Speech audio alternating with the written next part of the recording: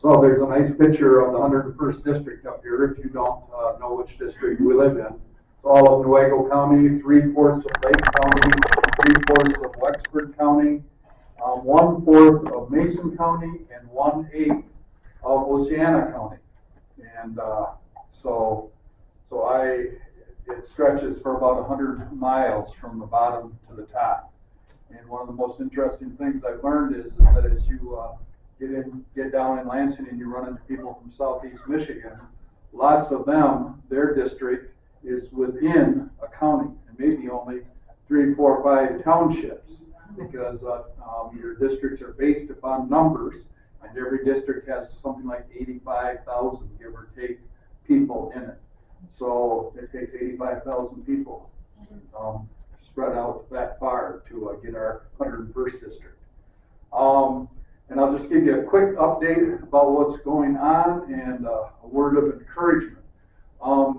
I wasn't sure if we were going to start meeting again here at the beginning of the year, but we officially are back in session on Wednesday this week.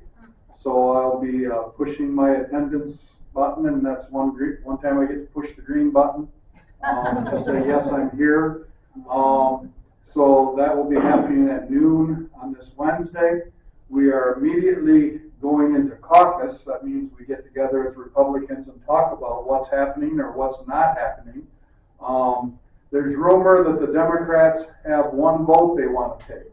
And I just got a text on that today. I have no idea what that is. We are tied 54 to 54. Weather may work for or against us on this Wednesday because the weather is rolling in starting tonight.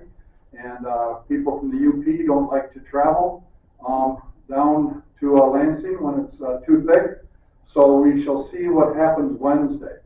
The State of the State is happening on the 24th or the 26th, whatever that Wednesday is there. And that will be our governor coming forward to tell about all the bipartisan things that happened during the last year. And bipartisan is a very misused word. You know, if one Republican can be talked into voting for something, then it's called bipartisan. Okay? So yeah, that is still happening. And I just plan on continuing standing firm, standing strong against evil, because we are facing real evil, and a lot of the stuff is coming at us. And I'm not saying that every person is necessarily evil on the Democrat side of the aisle, but I am saying that they are very influenced by evil. And it's nationally as well as in our state. And so we need to continue to pray. And the biggest thing we need to pray for, I think, is salvation of people's lives. People need to come to Jesus. And so that's one of the biggest prayers that I have. I will say locally, one of the saddest things that's happened is that the digester here in Fremont has been shut down. And that's because of a decision by Eagle, because they changed rules on the digester, and now it's the problem that they have is that the stuff that's being deposited in fields, they're saying it's a pollutant, whereas previously it wasn't. And so rules changed on that one. Also, I'm keeping track of what's going on with dams. That's really kind of 10 years out before that decision has to finally be made, but consumers seems like they want to get out of the dam business, but they would like to sell them to others or sell at least the ability to keep the ponds, the lakes, behind the dams to local situations. I mean, that's, stay tuned to that. That's all in process. I have Mr. Mikey, one of our commissioners, who's very on top of the septic tank laws that they keep threatening to initiate. I still keep hearing nothing about that in Lansing. So, but it is hanging out there. I know that DHD 10, District Health Department 10, stands against this idea. They're the health department that's over this area. And that's, again, stay tuned. My encouragement, and any of you who've been in meetings with me recently know, I really encourage us as grassroots and as Republicans, and I consider myself both and I know a lot of people here are at both meetings. I encourage us to work on ways that we can come together, okay, and not get sucked into the disputes, and even with Christina Caramo. We aren't going to fix it. There's powers at work, and I don't know exactly who's driving all those powers. You know, and I keep on doing my research and attending meetings and reading stuff that gets sent to me and what have you. And I'm just trying to stay tuned and searching for truth. So my encouragement for us is to search for truth and to work on being together. We in Nuevo County, I believe we have every opportunity to set an example for other counties. And if we can work on that, I think that we need to do it. Do you want me to take questions or not? Sure. I got time for questions, it sounds like. Mr. Pete. Okay. It's not just me. Everybody's in total confusion. If you could step by step tell us how the mail-in voting is going to be, what it's going to be for, what's the difference? What's the difference between the caucusing for the primaries? I don't get it. Okay. Well, I don't have a lot of knowledge about the mail-in voting. All I know is that I got an application for it myself, both myself and my wife. I know that a couple of months ago, before the previous election, my mom got one too at our house, and she hasn't lived at our house for several months. And I thought I let them know that, but I let them know again, and last time around, they didn't mail it to me. So I don't have an answer except what you see coming at you. I would say that it behooves us to be ready and able to vote. I still think it's best to vote in person, and I also think that the wisdom of let my people go movie, arguing for paper ballots, that's the way we were set up, and that's the way we should be able to run the situation. So that's what I have to say about voting and ballots. Yeah, but what is this vote that's coming in a couple of weeks? The one that's coming before my GOP?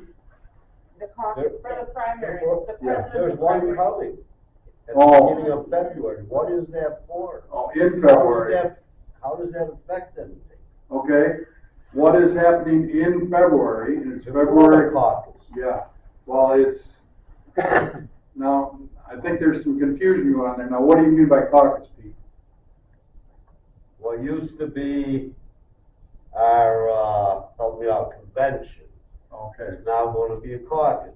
Okay. A lot of people don't realize this has been moved up for the presidential primaries. It does not affect the ones we're going to have later on before the primaries. Okay, I think you got two things confused, and let me talk about the February thing first. February 27th will be a primary vote, and that primary vote was moved to that date by Democrats. That's the reason we had to go sine die, that we had to quit having sessions as of November 12th, so that there were 90 days without sessions, so that anything that was not given immediate effect could take effect. Okay, so that is going to be when we get to vote on the president, okay, and who will be on the ballot for president. And the reasons the Democrats wanted it moved there is number one, I think, because they wanted to be one of the first, if not the first primary in the United States. Our governor has driving forces behind that, but also it removed some potential electors from our list by doing that because of the current bylaws that are set up. So it kind of was a double whammy against Republicans. So, in plain language, with all this confusion that's going on, we have to be ready to go to the polls and vote for the who we want in the primary, in the Republican primary for president. Yes. On the 27th of February. Yes. Nobody's getting out the word. Right. We're all tangled up in this Christina stuff. Okay. Okay, Yeah, now, and- what about, and the mail-ins are already starting in a couple weeks. Right. Teresa, you wanna add to that? Well, I want to clarify for my own self, is it the delegates that vote in the presidential primary, or is it everybody that? It's everybody. Everybody. Everybody. The public. And the delegates are gonna be for what then? Okay. Chosen? Okay, this is where the confusion comes in. At this January 13 meeting, a proposal has been put forth, okay, that delegates get to choose local and state officials who will be running, okay? They don't get to mess with the president, vice president, things like that. That's what the proposal is. I've read many things against that proposal, so you know, because it's something that lies in the hands of the legislature. And we've got lawsuits out right now against both Proposal 2 and Proposal 3 because the power of the legislature was usurped. These ballot initiatives went over that. Even this ballot initiative with Axe My Tax, I wonder if there will not be a lawsuit against that if it goes through, because what these ballot initiatives are doing, they're messing with legislative power. And what we've also got is we've got a lot of executive power that messes with legislative power by appointing these non-elected officials, for example, the digester and Eagle. It isn't legislators who are making decisions about closing down the digester. It's Eagle, which is a group of people that aren't elected, and they are under the power of the executive branch, the governor. And there are all kinds of bureaus like that, regulations, okay? And that's the type of stuff that's killing us, okay? Yes, ma'am. Does the House control the budgets of those agencies? Yes, the House controls the budgets, but this year we passed a 82 billion, that's with a B as in boy, dollar budget. 9 billion of those dollars were COVID dollars, I call them, that were being saved, and we're going to focus on items that would be more like roads, infrastructure type items. A lot of that, most of that got dumped into port projects. Okay, the closest to us, they got some port projects was Muskegon area. Okay, because there's a Democrat legislator. But you can go and can look at the list. In approximately 1,000 positions for DEI are in this new budget. Okay. The DI program? Yeah, or DEI. It's gonna kill us. Yeah. So, long story short, I mean, there is an agenda pushing these budgets, and it isn't an agenda of common sense, and it isn't a fiscally responsible agenda. It's, we got money in the bank, let's spend it before the Republicans get back in control. Teresa. How does, so you said you have to be out of session for 90 days, sine die, but how does, you're going back this week, is it just for that one day? It's for that last session, that year. So we had to be done with that year of sessions, and now we're starting a brand new year of sessions. So yes, that's the way I understand it. I don't totally get it either, That's so Teresa. confusing. I know, it You is gotta to me be out too. by 90 days. But then we're gonna be back in, I know. I know. That's just, I'm just telling you what I've been told. Yes, sir. I recently, last few months, got some Chinese company asked to buy my land and some of my neighbors. Come to find out they want wind generation and solar going up. Then I went to the Ashland Township and they turned over all the zoning over to the Michigan state. The state determines where the solar and wind generation can be. Right, they didn't turn it over, Michigan legislators took Yeah, it. it was Voted it in. right. It was the other way around, yes. And you are right that this was in those late night sessions just before end of session. They were keeping us there till two and 3 in the morning, to vote. And, what it is that now the Michigan Regulatory Commission, they're the ones who regulate where the gas lines run and where electric lines run, et cetera. They now have control, and they theoretically are going to deal with townships, in this, but I don't think the townships are gonna have much say. So, long story short, it's a top-down, and I will use the word Marxist mentality, of controlling our situations.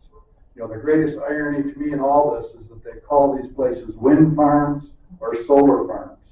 And, they aren't farming anything, and what they're doing is destroying land. And, there's... And actually, there's been a study done on the solar panels. Not only have they 30-year life, they're a toxic waste. Yeah. And I will repeat that, it's a toxic waste that the landowner has to deal with. Right. They want to talk about global warming, because these things suck in heat all day long. And then at nighttime, when the earth is supposed to be cooling, guess what they do? They emit heat. Right. So now, that's actually changing the temperature worse than what they're saying the CO2s are. But then you start digging into the credentials of the idiots who are doing all of the carbon, like John Kerry. Now, who is John Kerry? And what is his credentials? Right. He's a scientist. Well, Come out and say he's a scientist, but he's a political scientist. Well, and he's kind of in the same place as young Biden, who had all these places on these boards where he was supposedly an expert in oil in other countries. Right, and Yes, yes, money sir. for it. These wind farms, does that come under the Right to Farm Act? Is that how they're getting away with it? No, It has, they passed legislation where the townships no longer have authority over it. right, it's not under right to farm. It's not. No.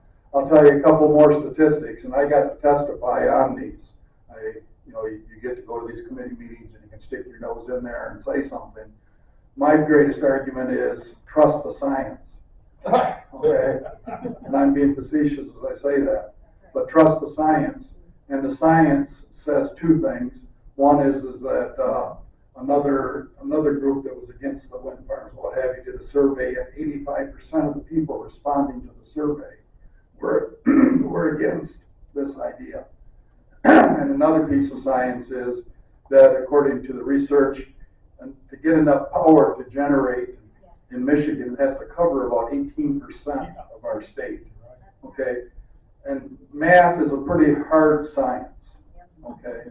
And I think that there are people, and many of them are urbanites, okay, who are making these decisions, and they don't get farming, okay? They think that food grows on the shelves. And here's one of the saddest facts. Another sad fact is that the person who is running the agriculture committee in our state, okay, for the House, she had to be taught the difference between sweet corn and field corn. Okay? And I know that's a laugh here, but a lot of city selectors. But we have a lot that Yeah. it started long ago. Yeah. Probably Yeah. knows Joe, too. I got a question. Do you think that the government will use eminent domain to take over some farms? The claim was no, Right. but the reality is I think that some form of that will happen. If Because I mean, the best place to put a windmill is on some land that's already been cleared. Right. Well, and the thumb is the area that's being most affected with this. And the thumb people were really speaking up against these things because there's a lot of wide open, flat spaces. So, yeah. Most townships have lost their voice. Right. In this, because all the federal government has to do is make a mandate, and every township who received any kind of COVID money has lost their right, because in number 9, it said that anything past, present, or future, if a mandate comes down, they will follow it from the federal government. Right. And that was right in the contracts that they all signed to receive that money. So if your township received that money, you're done. Nothing you can do. They're not paying taxes. Nope, they all didn't.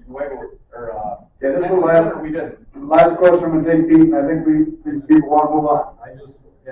You can go on forever.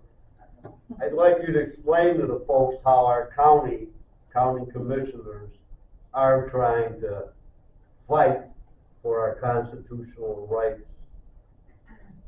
Right. at the state level. You know, like I said already, Mr. Mikey is standing strong against that whole septic tank idea. And I know that we've got more than one realtor type person in the room that especially gets that. Because right now, the septic tank inspection takes place at point of sale, I think in our area, am I correct? It's not required. It's not required here? Yeah. Every area is different. But I know also we have set up, in our county where we are, Second Amendment county. Yes. Okay, and, that's part of the resolution that our county's put forth. Resolutions don't mean a lot, but I know also that our sheriff and many other sheriffs in this neck of the woods, I have yet to meet a sheriff in our area that's going to try to, enforce the red flag laws. Okay, it could be suicide. So there are things being done, and it's kind of a quiet resistance. And I think that, we need to keep quietly pushing forward. And again, I will stress, we need to do that together, and let's get past some of this infighting. So thank you very much, and I can talk to anybody afterwards. I got booklets there and back if anybody wants constitutions or what have you.